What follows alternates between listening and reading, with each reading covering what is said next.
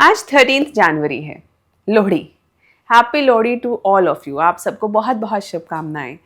आपको पता है हमारे एंसेस्टर्स कितने समझदार थे कि उन्होंने एक एस्ट्रोनॉमिकल फिनोमेना, उसके साथ जोड़ के एस्ट्रोलॉजी की कहानी, उसके साथ जोड़ के सोसाइटी का साथ में आना, रिलीजन रिचुअल्स को साथ में मिलाना, इकोनॉमी को मिलाना, सब चीज़ों को मिला के एक होलिस्टिक प्लान की तरीके से उन्होंने सोसाइटी को गवर्न किया था।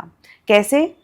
क्योंकि अब आप देखेंगे कि कल मकर संक्रांति है, 14 जनवरी को मकर संक्रांति, यानी कि जब सूर्य मकर राशि में जाता है, यानी कि अगर हम साइंटिफिकली इस बात को समझें तो when sun is moving northwards, so it is like Uttarayan. जो जर्नी है सन की वो नॉर्थवर्ड्स स्टार्ट हो जाती है, यानी कि विंटर सॉलिस्टिस।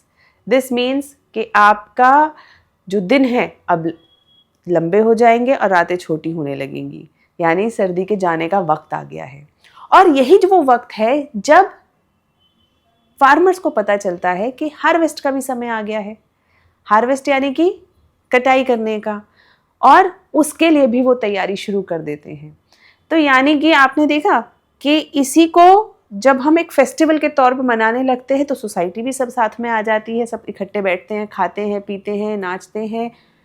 तो कहाँ से लेके कहाँ तक एक एस्ट्रोनॉमिकल फिनोमेना को किस तरीके से हमारी सोसाइटी के रिचुअल्स में इंटीग्रेट कर दिया गया। लोहड़ी की बात करें तो लोहड़ी अपने आप में एक बहुत अच्छा फेस्टिवल है। क्यों? क्योंकि रात को आपने देखा होगा बॉनफायर होता है। उस बॉनफायर में हम मूंगफली, गज्जक, ये सब तो रोस्ट करते ही करते हैं, साथ साथ बहुत एक तरीके से ऐसे समझिए पुरानी चीज़ों को जलाने का भी ये पर्व है, जहाँ आपकी पुरानी आदतें, पुरानी चीज़ें, ओल्ड, उसको ख़त्म करके मकर संक्रांति यानी अगले दिन 14 जनवरी को नए तरीके से शुरुआत करने का भी दिन है। क्योंकि मकर संक्रांति अपने आप में एक बहुत ऑस्पिशियस डे माना जाता है। अब आप इसको और समझिए कि इसके साथ कितनी सारी कहानियाँ जुड़ी हैं एक फेस्टिवल के साथ। जैसे लोहड़ी के साथ दुल्ला भाटी की कहानी जुड़ी हुई है, जिन्होंने गरीब लोगों को मदद करी और बहुत सारी लड़कियों को गुलामी से बचाकर उनकी शादी करवाई। और जब उन्होंने ये सब किया तो आज भी उस अच्छाई को याद किया जाता है। और जब लोहड़ी के गाने में आसपास, उस बॉनफायर के आसपास भांगड़ा हो रहा होता है तो दुल्ले भाटी को याद किया जाता है। उसी तरीके से 14 तारीख यानी कि कल जब मकर संक्रांति होगी, तो मकर संक्रांति के अंदर फिलॉसफिकली अगर हम देखें तो एक नई शुरुआत का दिन है। नई शुरुआत मतलब किसी भी चीज़ की नई शुरुआत हो सकती है, आपके किसी काम की नई शुरुआत हो सकती है, आपके खुद के नए होने की शुरुआत हो सकती है। आपने पुरानी आदतें जो छोड़ी, उसके बाद आप जो नया बीइंग बनना चाहते हैं, जो आप बनना चाहते हैं, उसकी शुरुआत हो सकती है।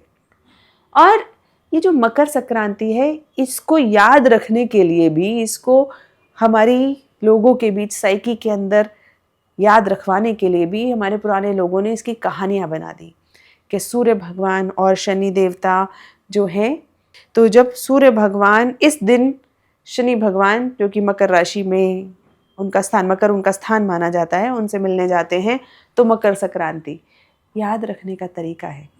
कितना अच्छा तरीका है कि एक कहानी के ज़रिए अब आप एक कभी नहीं भूलेंगे कि कहाँ से कहाँ क्या बात होती है। उसी तरीके से मकर संक्रांति सिर्फ ऐसा नहीं है कि हम यहीं पे मनाते हैं, ये भारत को जोड़ने वाला पर्व है। क्योंकि जब हम देखते हैं कि कहाँ कहाँ मनाई जा रही है, यहाँ पर हम लोग उसे मकर संक्रांति कह रहे हैं, दिल्ली आसपास के इलाकों में। उसी तरीके से पंजाब और हरियाणा में उसे माघी कह देते हैं, आसाम में इसे माघ बिहू कह देते हैं। उसके और थोड़ा सा इधर चले जाएं हम लोग, तमिलनाडु में, वहाँ पे पोंगल कहते हैं।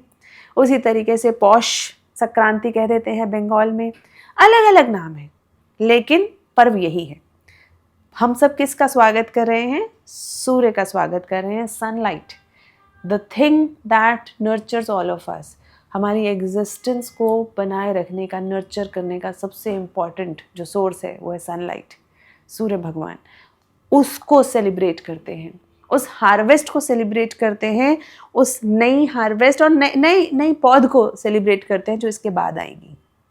और इसी तरीके से कम्युनिटी को बॉन्ड करते हैं।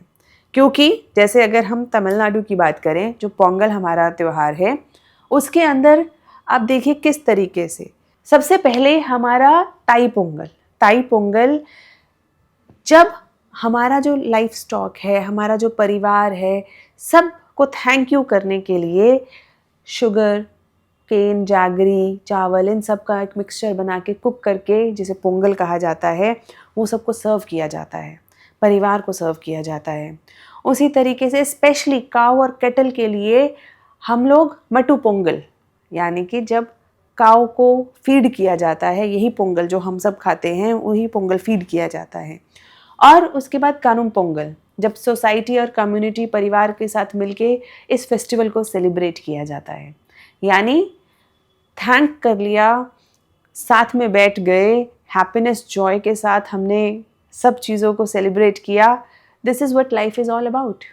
तो ये जो फेस्टिवल्स हैं, ये हमें रिमाइंड कराते हैं how to be happy, how to shed old and how to renew. When I say how to shed old, हम सबके पास ऐसा बहुत सारा पुराना सामान होता है जो हमारे काम नहीं आ रहा होता, जैसे गर्म कपड़े, बहुत सारे बिस्तर कई बार होते हैं, बहुत सारी किताबें भी होती, बहुत सारी चीज़ें ऐसी होती हैं जो हमारे काम नहीं आ रही होती।